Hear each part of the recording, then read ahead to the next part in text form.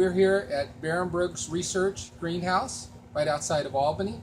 And what we had done in December of 2012, we had taken some of our RTF material, both material that we use in production and some of our experimental material, and we combined them. We took them down to Southern California, and we put them side by side with some of the other varieties out there, as I mentioned, that claim to have rhizomes.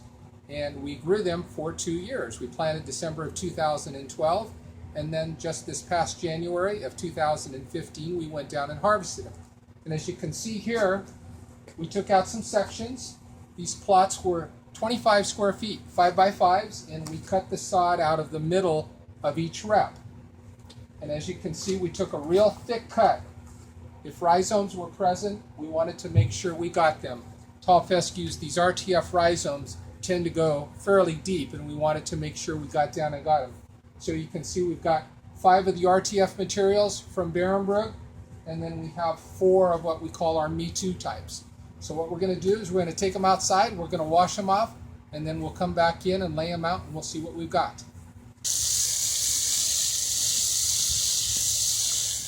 Okay, we are back here in the greenhouse now. We've got everything, all 9 of them washed off. And I've got Joyce Roth, who's one of our assistants out here with turf grass breeding. And what we're going to do is we're going to start taking these apart and seeing what we can find in terms of rhizomes.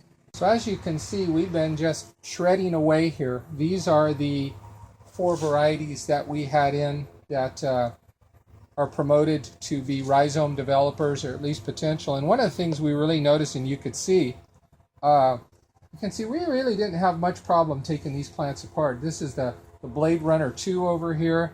This is the Rambler.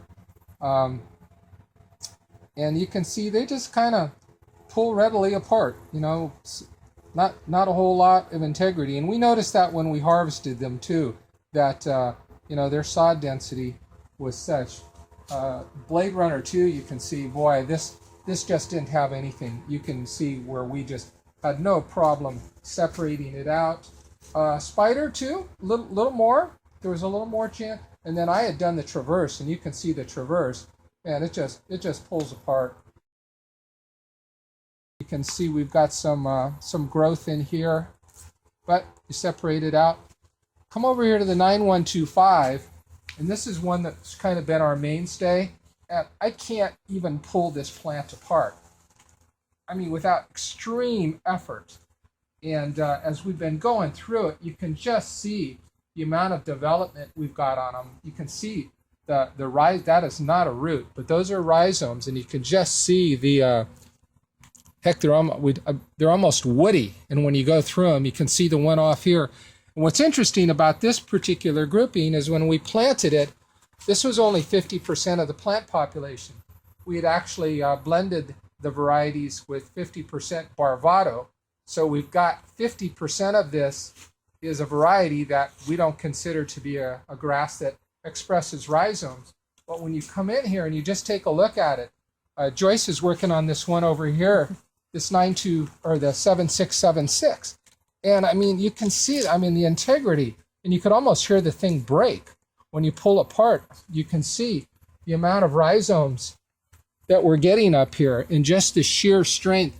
Well, we're wrapping up here. We're just doing our last RZ, this 9017. And I think if you scan across the table here of these RZs that Sam had that we went through, you can just see the amount of material that we pulled out of here that's clearly rhizome material. And again, cool thing about it is this was only 50% of the plant population. And this is what we tend to see a lot on this. I was playing around with this one particular plant, and you can actually see where the plants are connected right there by that rhizome. And so that's what we're seeing. Again, on both sides, you actually have the bigger plant, right, the rhizome there, and you've got some lateral growth coming off of it. So this is what you see. And then, of course, you can see the extreme woodiness of the rhizome as well as the root development off of it. So we're really impressed. It's been a fun deal for us to do, and we hope we showed you that, hey, Barenbrug's got rhizomes, that the RTF is the real deal, and more importantly, you can see that we're really making advances in not only rhizome development, but we're going for turf quality, seed yields, etc. So it's an ongoing program.